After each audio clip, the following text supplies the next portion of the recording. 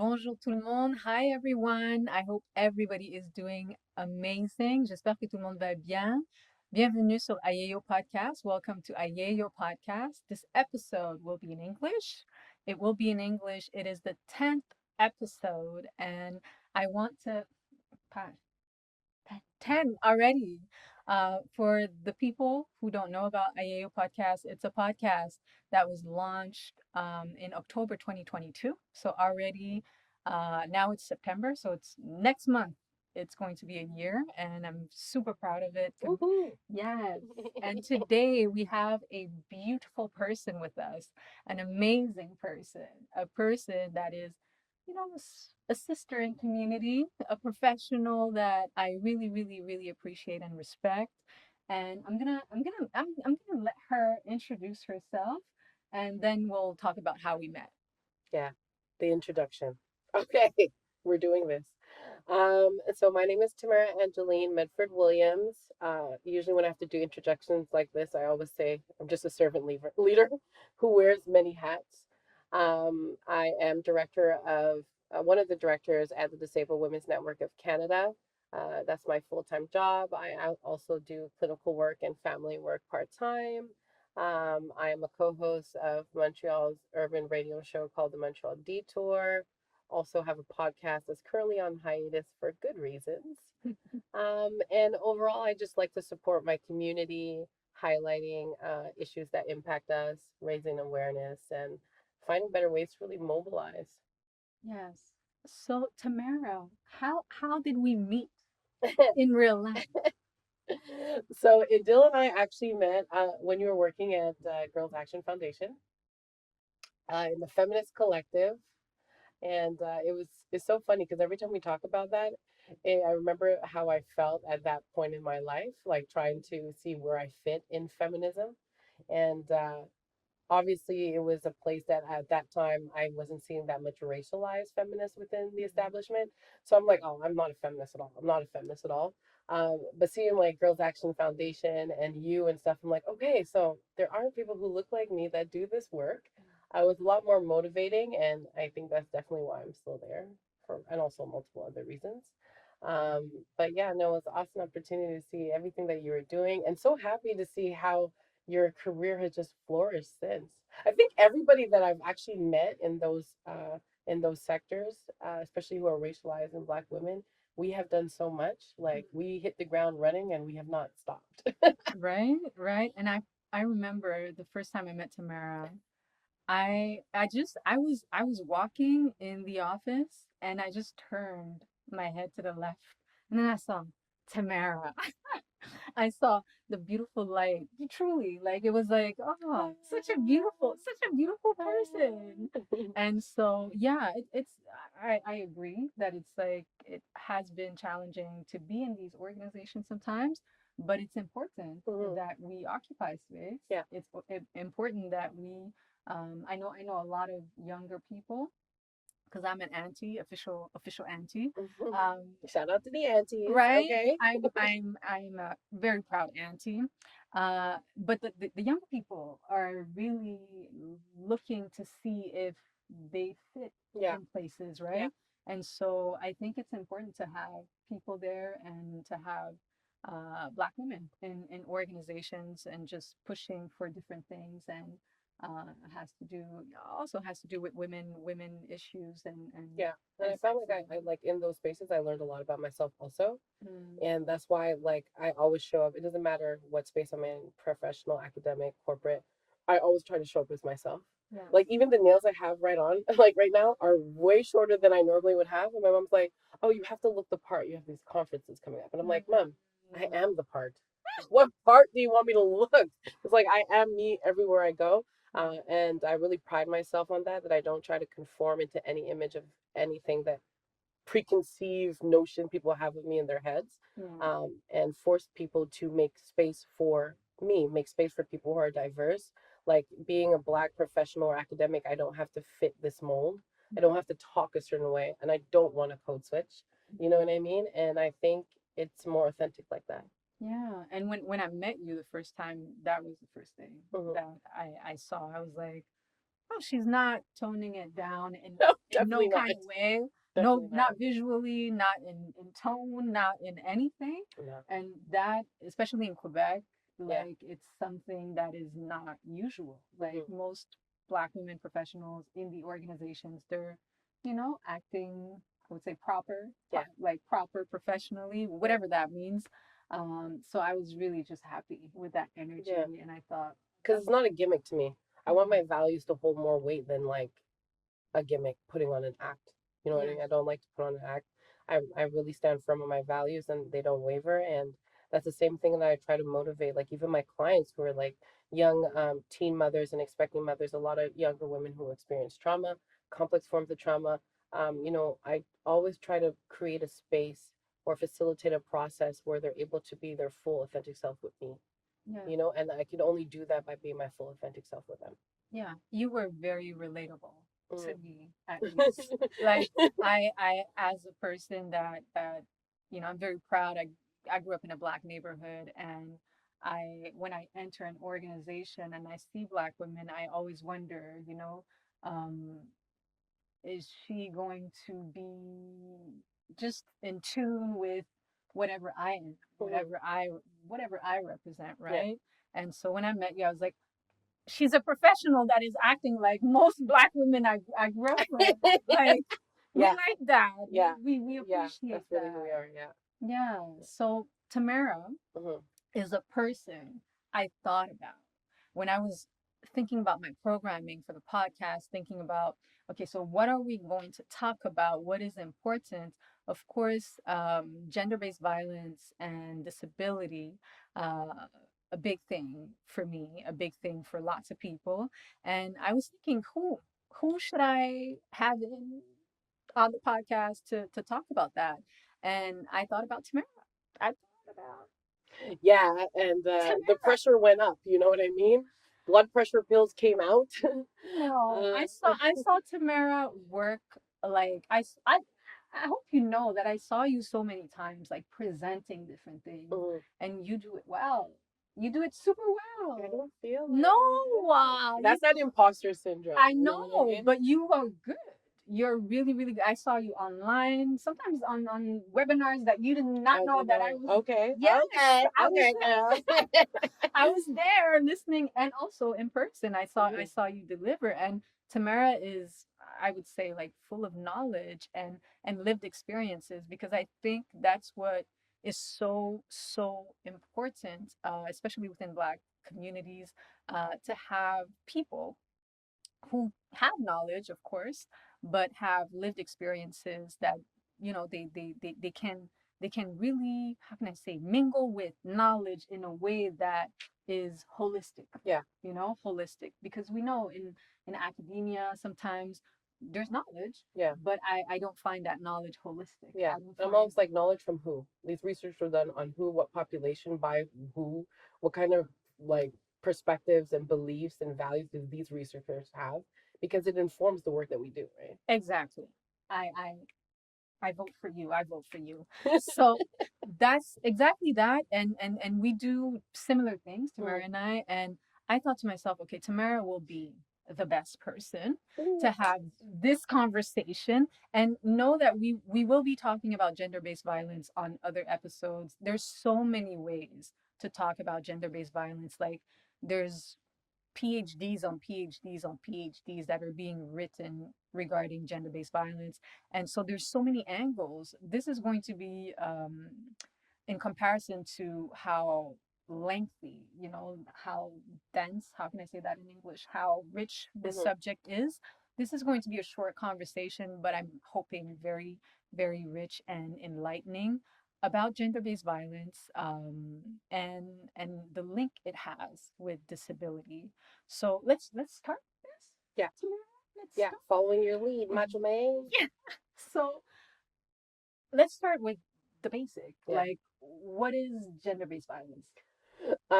So gender-based violence is a umbrella term used to describe harmful acts of abuse, whether physical, sexual, um, you know, psychological, um, that are perpetuated against someone's will and grounded on the basis of gender inequality. So it's grounded on sex and gender discrimination, right? It could be, as I mentioned, it could be physical. It could be in the forms of even cyberbullying, Mm-hmm. sibling abuse, which is something that people don't think Mm-hmm. associate a lot with gender-based violence, child abuse. When we say sibling abuse, we're talking. So like in the family dynamic. Yeah. So, abuse between brothers and sisters, Mm-hmm. or children within the household and Yes. everything like that. Yeah. Uh, Intimate partner violence. I don't really use the term domestic violence. I use more the term intimate partner violence. And why do you make the difference? Because it's more something in relates to, for me, in my experience, especially in regards to an impact on my interpersonal relationships, my intimate relationships. It's not something that's just isolated to domestic instances, right? Mm-hmm. Intimate partner violence for me is very different. It is a whole other realm of abuse, especially in most times when you find survivors protecting their abusers, or Mm-hmm. when you're in love, when love is in the mix of it, it's totally different. Yeah. um, and the reason why, also through my work at the Disabled Women's Network of Canada, I've been really more exposed to these terms from a theoretical point of view, without really making that causal link between my own lived experiences. Mm-hmm. So the more that I got more knowledge in regards to the theory, and then research, Yeah. I was able to like kind of take a step back and look at my own experience, and Mm-hmm. identify, this is what I have lived. Yeah. Um, Maybe I might not have navigated the same way that these big articles say, Mm-hmm. but I'm a strong like believer in lived experience Yes. over everything. Yes. Theory alone cannot save people; it cannot heal people. But theory coupled with lived experience and practical knowledge, I believe it can. Yes, yes, and thank you for that, Tamara. I think it's important that we say that both Tamara and myself have lived experience when it comes to gender-based violence. I think it's something that is not a detail. I think Mm-hmm. when you're talking about gender-based violence, um, and everything it implies, when you have experienced it, you can really speak life Yeah. to that experience. It's different for lots of people, as I'm sure for Tamara and myself, we have different experiences, but it, Mm-hmm. it ends up Yeah. with like similar consequences for especially for women. Mm-hmm. Now you were saying you gave definitions, Yeah. and so when we're talking gender-based violence, we're talking mostly affecting women, non-binary people. So gender-based violence impacts all people, right? But it disproportionately impacts women and girls. Mhm. Obviously, children as well. But women and girls experience disproportionate rates of gender-based violence, and majority of the time the perpetrators are men.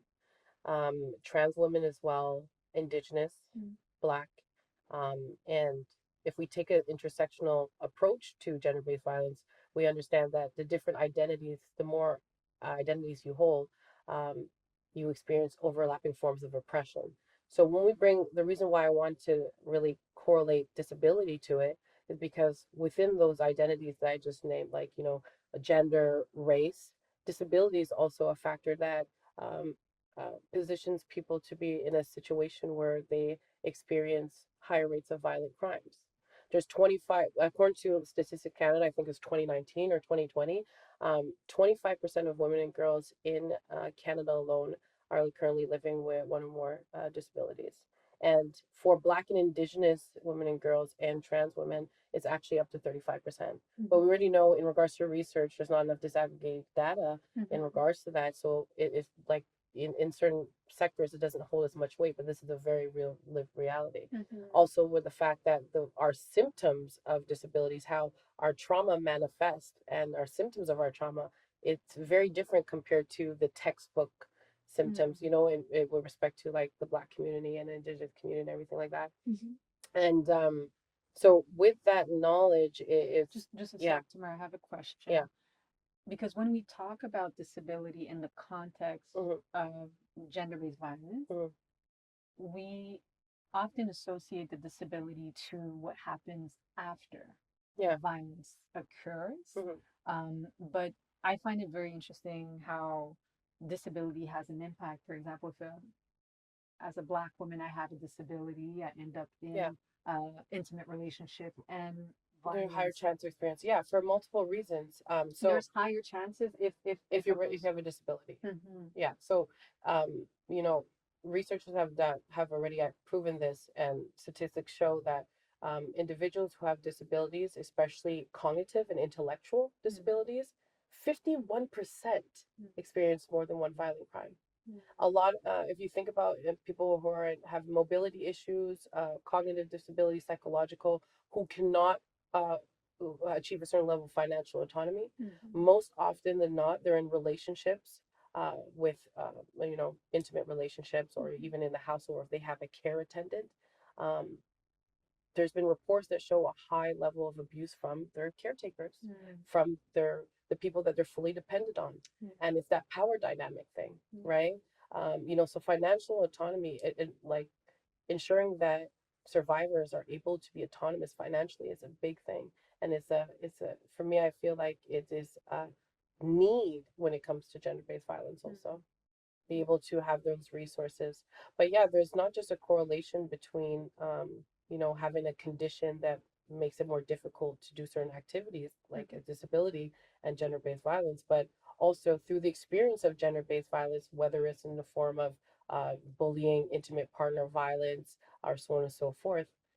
People do not um, pay attention to the fact that a lot of issues come from that. Like, I know we were talking before the podcast about physical disabilities, like, getting hit multiple times, the possibility of having blood clots, the mental trauma, the psychological trauma that comes from this. A lot of people end up with MDD, major depressive disorder, um, acute stress, PTSD, uh, anxiety, and well, now it's like a trend to talk about mental health, and I don't really like following trends. I'm more into raising awareness. Okay, we're talking about mental health, but let's also identify all the different causes of mental health issues, and gender-based violence is one of them. Um, you know, and another form of disability from gender-based violence, we know that, like, sometimes, let's say if someone gets hit in the head very hard, um, that can lead to cognitive disabilities as well. So it's not just gender-based violence resulting in disability, but it's also people who already have disabilities that puts them in positions where they could experience higher rates of violence. I see.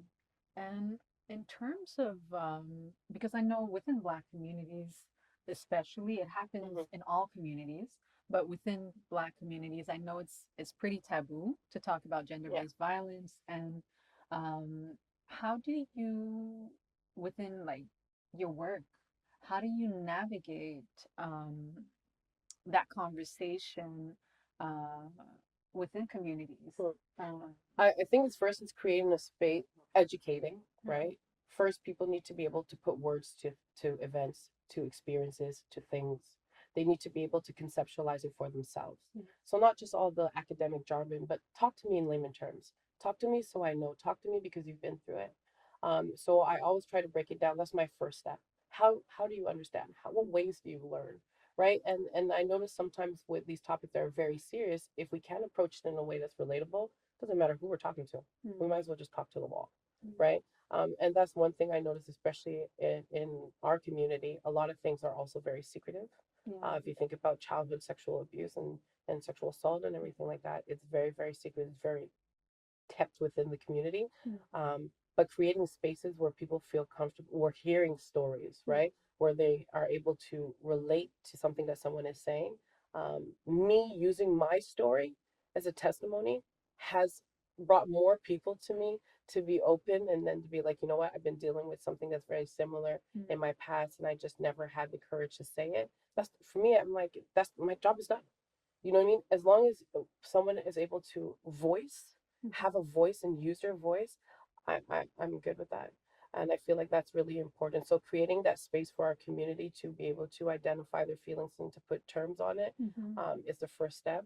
And then also facilitating a process where they can work through their own trauma. Yeah, I, I, I, I totally agree. I would add to the fact that I know for me, when I was capable of saying, okay, this is gender-based violence. I have experienced gender-based violence. It was so easier for me to heal. Mm-hmm. Like the entire healing process When you got have to put words on it. it got Yeah. like it got, how can I say, it moved way quicker, Yeah. way smoother. The minute I could put words Yeah. in the context, but in the context of love and love ship, it's people don't realize how hard it is to come to that conclusion. Yeah. That this person that I love, that I trusted, that I respect, actually violated me. Yeah. And so it takes, for some survivors, I know for me it was the case, it can take time Oh yeah, I'm still like I was talking to my girl the other day, and I'm like, you hear it all the time. You're seeing life through a trauma lens, but no one really gives you concrete steps how to change that. You have to, like, literally, people say, oh, you have to unlearn, but we were having a conversation. If you've been living in with PTSD symptoms that you've never known, right? And then now you're supposed to unlearn 30 years of my life. Yeah. I would rather, like, yeah, self-awareness is good, but it's hard to unlearn 3 decades of ways of thinking, ways of knowing, ways of being. So I think for me, it was really about learning to identify my maladaptive behaviors and position myself with people, and getting resources and even knowledge, and working on myself so I can change those maladaptive behaviors into something that's more adaptive. So I'm not necessarily unlearning everything, but I'm doing things differently. Yes, and I'm guessing because you talked about a friend Yeah. that you had conversation. Yeah. Having people. Peer support is a big thing. When it comes to gender-based violence, peer support is really big. People will talk about that all the time, having a peer support system. And that's the same thing goes to what I said about when you asked that question about how to facilitate these type of discussions in the Black community. That in itself is like peer support, right? But then again, we have to, especially people who've experienced gender-based violence and had, and even more so those who have a disability, whether it's from gender-based violence or before their experiences with gender-based violence, you need to be able to trust someone before you're able to divulge that type of information, because some people could take that information and not really be able to help you on your healing journey, not be able to support you, not even believe you. Victim blaming is a big thing. So yeah, peer support is good, but also making sure those peers that you choose to support you are actually in a position where they can. They too have to be aware. Yes, and I thank you for that, Tamara. In my experience, what I've noticed is that there's a big normalization of violence. Yeah. So when gender-based violence happens, oftentimes, at least that was my experience, people want you to just get over it. They're like, well, breakups happen. Yeah, that's because of gender inequality. It's the culture we live in. We live in a culture that's inherently patriarchal, and has perpetuated sexist views for so long that it seems, for many people, it seems like it's not even a problem. You know what I mean? Like, you have to fight to let people understand that no means no, that I have my boundaries, that you cannot just do certain things to other people. But even if the thing, I won't get into the details about my story, but even when it's bluntly violent, when it's bluntly violent, people tend to want to be like, it's just a breakup, you're gonna move on, you're gonna find somebody better, it's gonna be great, just think about the future. But addressing the violence and how it happened and why it happened, it was way too uncomfortable for most people. And so the peer support, I know I was great. I'm very grateful. I have a really good sister friend, and she was, everything I needed. Not living on the same continent as me, as immigrants, immigrant life, but I had just emotional support that was very, very solid through a sister, through a friend. And so that really helped, I would say, more than therapy. Not that therapy is not helpful. It was helpful to me. But people who know you and who really can see the signs of you being well, not well, that it makes helps. a big difference. Yes, yes. And also people who are not judging you for whatever, But I think also a lot, like, if we talk about healing, it's also reconstructing our own identity. I always tell people when I do conferences, I'm like, yeah, we might have all been broken, but all those pieces that we were broken into just kind of created a beautiful mosaic that will shine light onto someone else. Because if I wasn't broken in four, I would not be able to give you one quarter of me that might help you when you're broken in half. You know what I mean? So I would not be able to relate to you. I would not be able to share my story with you. I would not be able to help you go through. But that takes a lot of introspective work, right? Identifying and acknowledge that what we went through isn't our faults, and envisioning a world where we are better. What will it take for us to get better? What will it take for us to be able to sustain healthy relationships? What do healthy relationships even look like? Because for survivors of gender-based violence, you're always talking about, yeah, you need better boundaries. You need to be surrounded by, good friends, healthy relationships. But what does that look like? People were telling me all the time, you need to love yourself more. If you loved yourself more, you wouldn't be with this person who was abusing you for 10 years. No. And then I really had to take the time to think, what is loving myself? Yeah, but the thing is, I really want to speak on the the responsibility, is oftentimes placed on the victim Always. of gender-based violence. So oftentimes what happens is that when the truth is in the light, Hmm. instead of being interested in the person that caused harm, Yeah. we're very much interested in Why did you stay the so long? exactly. Yeah. Why did you stay so long? Oh well, Tamara has a strong personality. She probably triggered something in that Oh, she person. Bayesian. Yeah, She had Bayesian or she's like Caribbean. She's a hothead. she Yeah, probably she I heard it all. probably Yeah, yeah, and everything in the discourse yeah, has to do with the responsibility being on the person. yeah. And I know that for me, for example, I'm a pretty outspoken person. People know me to be a very outspoken person. The fact that I was outspoken was taken against me Against you. in a context of Yeah, gender-based violence. They were like, well, did you really know your place in that yeah. relationship? Were you really welcoming this person warmly? Mhm. Were you a good partner? Yeah, And so the entire discourse around gender-based violence, has to do with putting the yeah. It responsibility puts a lot of the onus on the survivors. on the survivors. And so at the end, one thing that I want to say is that, Tamara and I was sitting here having this conversation, but there's many victims of gender-based violence Yeah, who are no longer with us, yeah. who committed suicide because depression and anxiety and, just the overall impact of gender-based violence got them to really not want to be here anymore. Mm. And I don't judge that. I don't have any type of judgment regarding suicide and especially women not wanting to be here anymore. I'm just saying it just to make sure that we understand the depth of the hurt, the depth of the harm. We oftentimes talk about like women who die because Mm. they got stabbed. Femicide. Yeah, Femicide has increased 77% in Quebec alone between like 29 from 2019. it is Seven. astounding. COVID was horrible for gender-based violence. Yeah, People being forced to stay with their abusers, a big impact on gender-based violence. A yeah. lot of women were lost, even some women that I've known. But back to your what you were saying about suicide, it you know people forget that that is also a symptom of trauma. That is also a symptom of a disorder.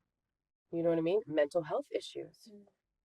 And so gender-based violence really trickles down into various conditions that impact the overall functioning, that impact someone's overall well-being, self-esteem, Yeah. self-concept, how they view themselves. Mhm. um, you know and dying by suicide is you know is a part of that mental health journey. Mhm. It's not just the people experiencing violence and then they may go through acute stress, can't deal with the Mhm. stress, strong PTSD, having nightmares, can't sleep properly, and re-victimization of people who have experienced gender-based violence is very high, especially if you've experienced Meaning gender-based violence in re childhood. meaning that it will happen It will happen again. again. So Yeah. for individuals who often experience childhood abuse, what in any form, um, if the proper resources are taken, if the proper healing journey is not started or even embarked on somewhat, they people do have a higher chance of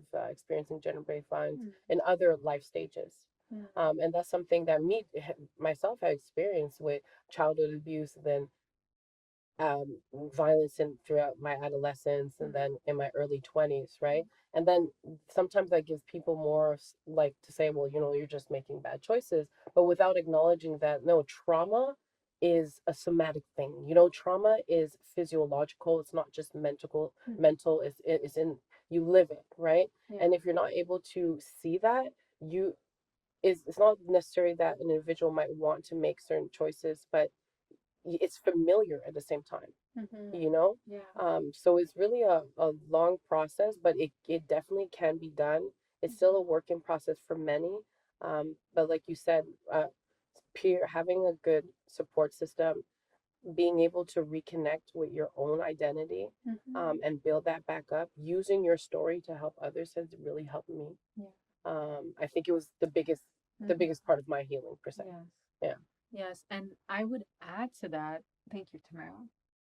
I would add to that really keeping in mind that victims, survivors of gender based violence are in no way responsible for the violence that happened. And that for a survivor, it is very hard to really like make one with that fact. When you are a survivor of gender based violence, if anything happened to you in any type of context where violence came for you, I like to tell people violence doesn't take an appointment with no one. It does not take an appointment. It will not call you and tell you, hey, I'm going to be there on Monday at 1 p.m. No, it hits you hard.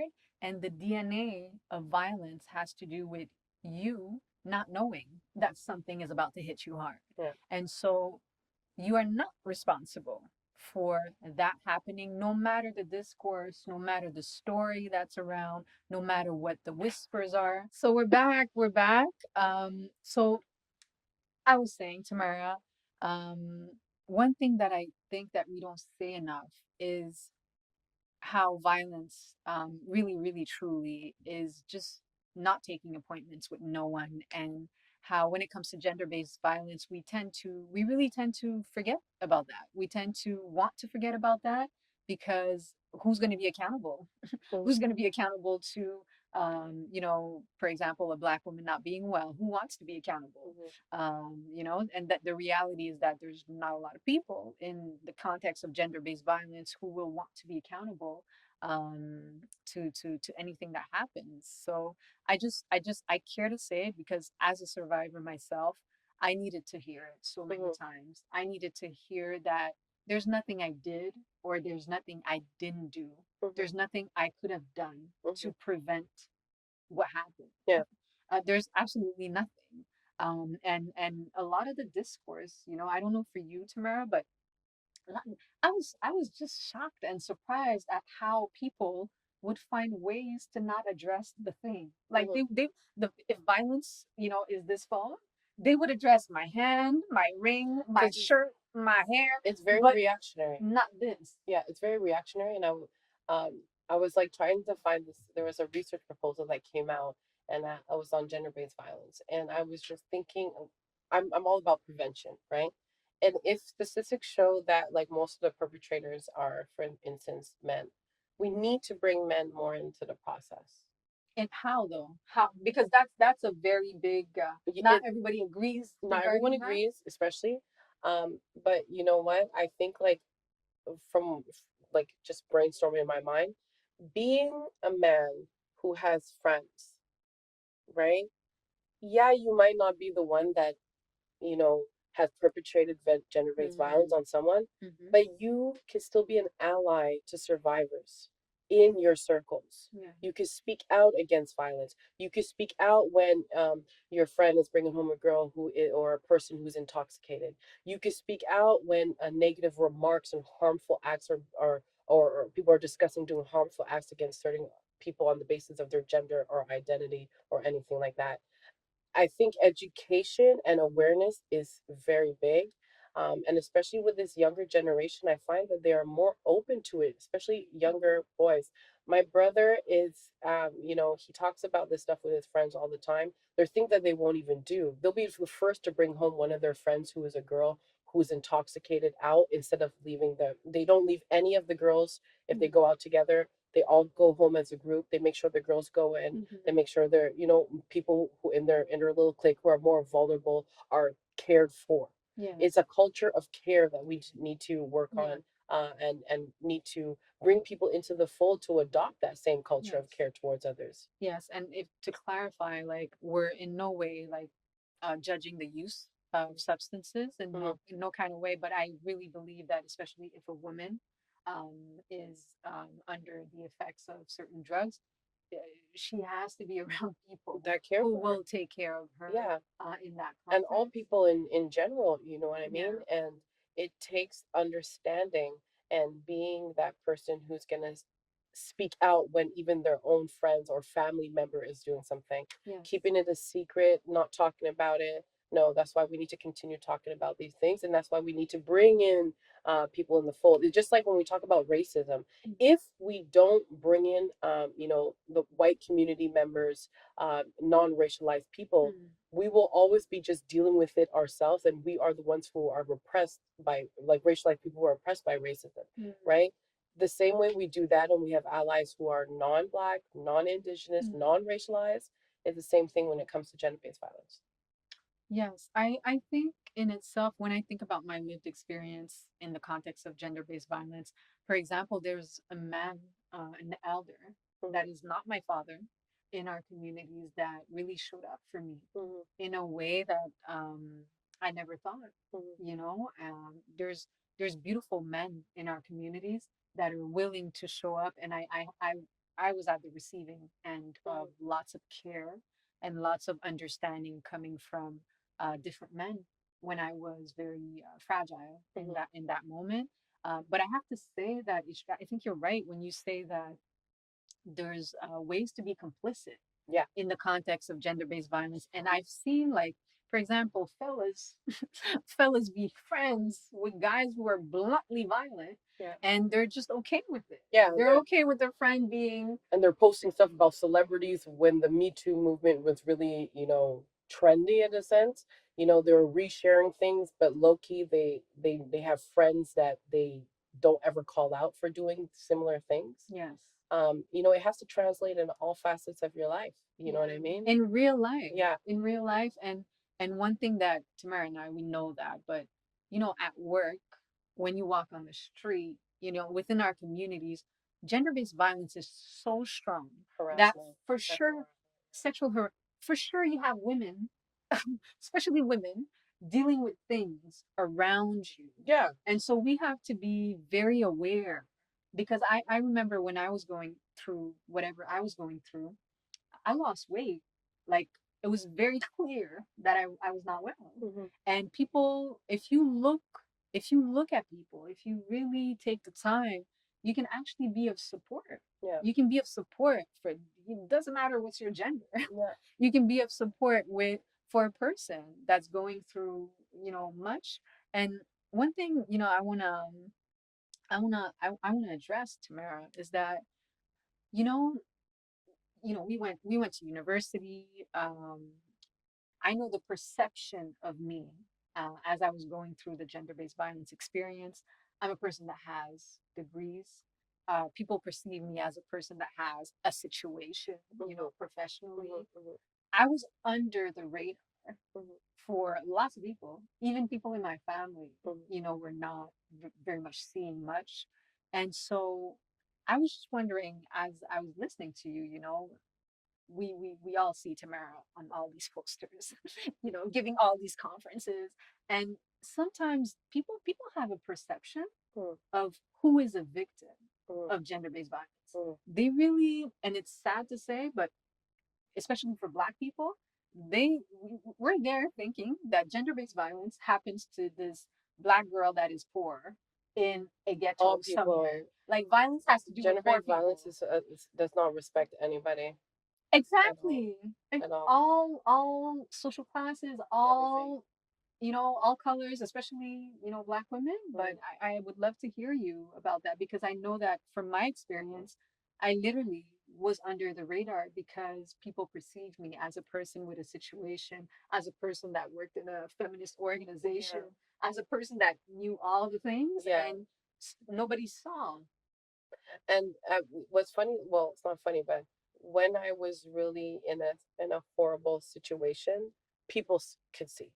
I was Mm-hmm. lying about bruises. I was lying. I ended up Mm-hmm. having major depression, anxiety, generalized anxiety, being diagnosed.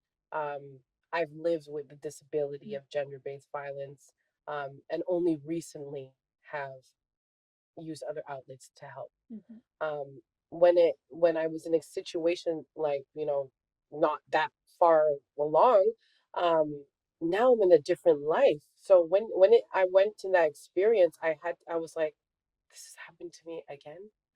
It was very weird now because, like you said, now I have the tools and all that stuff. Like, what do I do, and it doesn't matter how knowledgeable, how aware, how educated you are, Yeah. when it happens, there's a part of you that is violated. There's a part of you that is taken away from you. There's a part for that moment, maybe you freeze, maybe you fight, flight, fawn, whatever. Mm-hmm. There's some type of trauma response that we go Of to, course. and we don't acknowledge that enough. We're so quick to find solutions, Mm-hmm. but sometimes we have, like for me personal, I had to go through it Yeah. and identify it as I was going through it.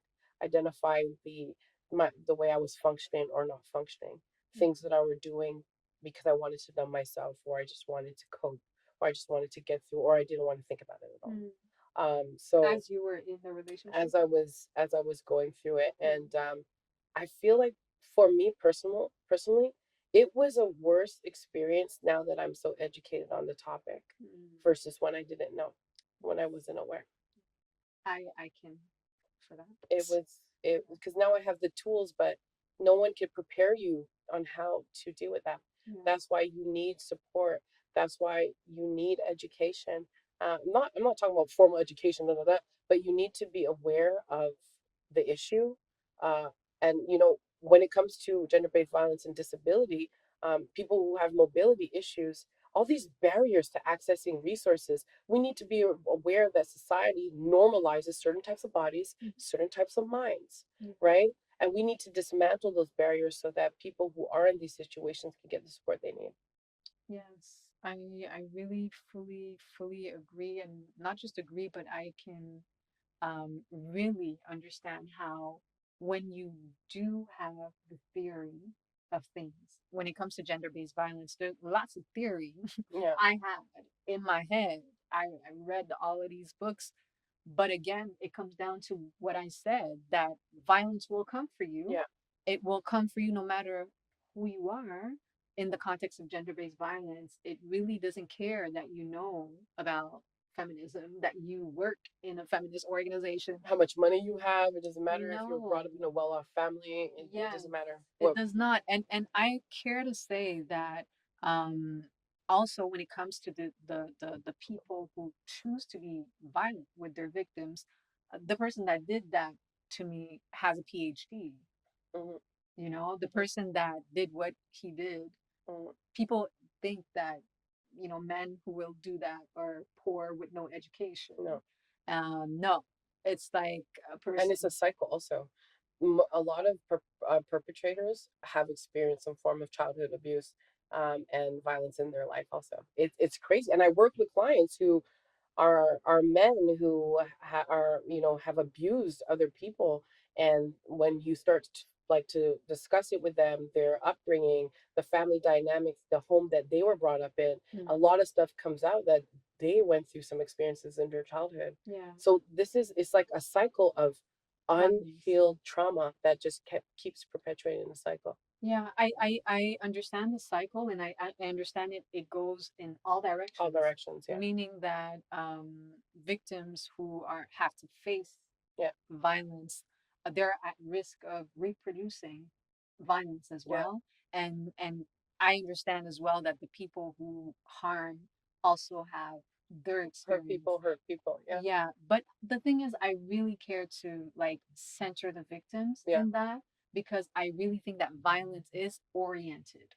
yeah, It is oriented, and at some point, the person that is causing the harm is aware most of the time yeah, that the harm will happen. yeah. And so for me, I make the difference, between the victim, and I really try to understand the perpetrator after. Yeah.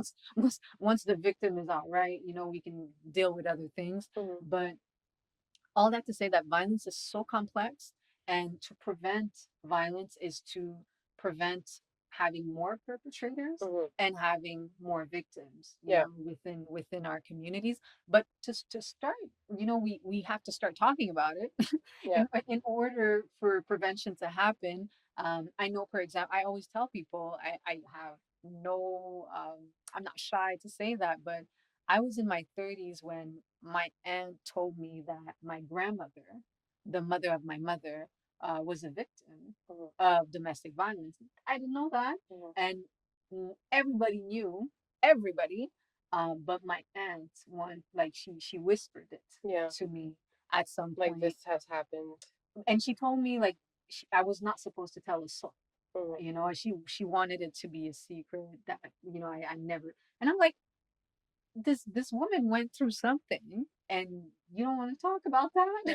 You don't want to talk about. And so it is very much within our communities, within our families, and there's no shame, especially if you're a victim of domestic violence.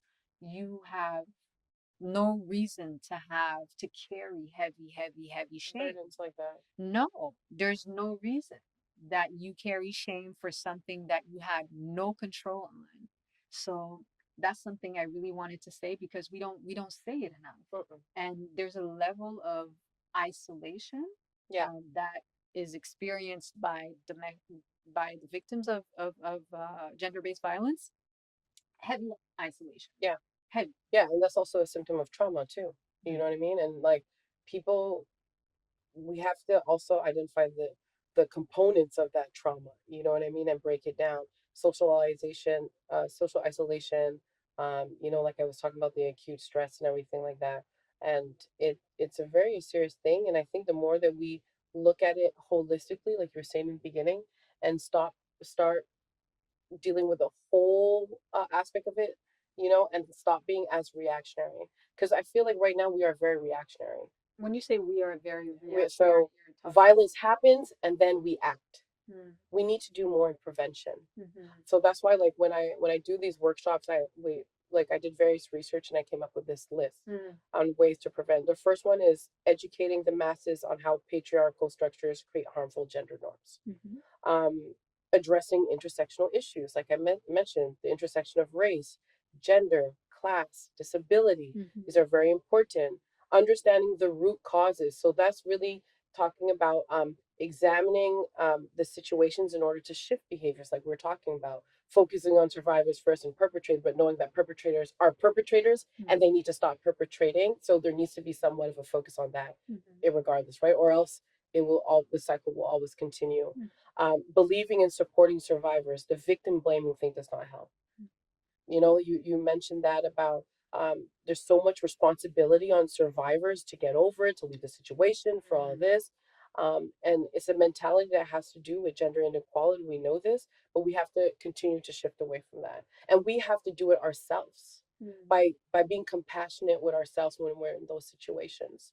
Um, Protecting high risk groups, protecting women, girls, trans, gender non-conforming individuals, indigenous. Missing and murdered indigenous women is an issue that's been ongoing. Ongoing. And you know what? That, in a sense, gender based violence is also rooting in systemic racism and colonialism. And people don't talk about that enough, right? People on the margins. Why are they on the margins? A lot of them due to these systemic issues that further position them to be, experience higher rates of violence, right? Challenging the gender norms that are around us, the ways that we do things. Why do we do things? By whom?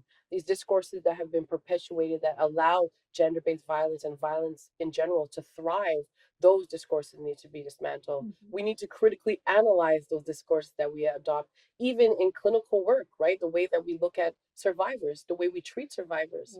We need to adopt also cultural responsive practices into that, even how we heal ourselves. We could have a full episode on how gender-based violence is addressed in therapy. Yeah. Because I have stories for days. Like It's it's like you pay for therapy and you're shamed. yeah. You're shamed in therapy. You have to pay that person $120 for 50 minutes. And what? Yeah. How does that happen? Normalizing culturally responsive mental health and psychosocial practices is very important. Yeah.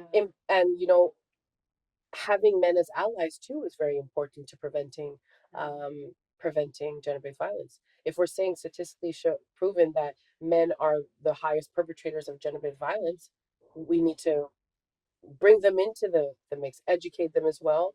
We need to focus on community and social transformation. And also something that I feel that is often left unturned is empowering women economically and financially. Mm. You know, we need to have more individuals with these experiences in places of leadership and places of power when they could really have a hand on policy, Mm. right? Policies need to shift in order to also to shift behaviors. Views and worldviews need to shift in order to change policy. Mhm. Yes. Thank you, Tamara. Like, thank you so much. Thank you. This conversation, it was life, it was everything.